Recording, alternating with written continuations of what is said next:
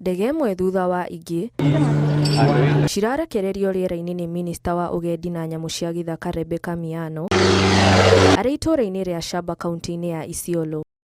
Cirarekererio gũthiĩ kũruta wĩra wa bata rĩera-inĩ wa gũtara nyamũ cia gĩthaka kaunti-inĩ 6 cia rũgongo rwa bũrũri, mĩhang'o ĩrĩa ĩrarũgamĩrĩrwo nĩ thirikari nene, rũhonge rwa ũthuthuria wa nyamũ cia gĩthaka na anyiti itemi angĩ.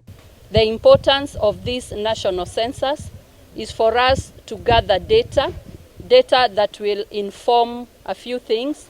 Number one, how many wildlife we have in Kenya, the extent of the human-wildlife conflict, the ecosystem patterns. Rũhonge rũrũ rwa ũthuthuria wa maũndũ ma nyamũ cia gĩthaka nĩruo rũratongoria mĩhang'o ĩno ya Ikereka rĩa kerĩ rĩa gũtara nyamũ cia gĩthaka, ũtari ũrĩa ũratabanio mĩaka 3 kuma ũtari wa mbere watabanio.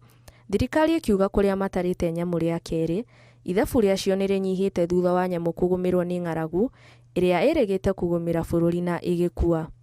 Elephant numbers have stabilized and actually are increasing in most cases. But buffalo numbers, especially because of the long drought in 2022, have gone down in certain areas.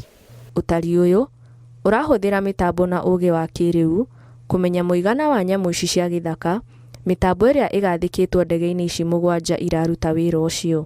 So this census is going to enable us to know whether we have been able to recover.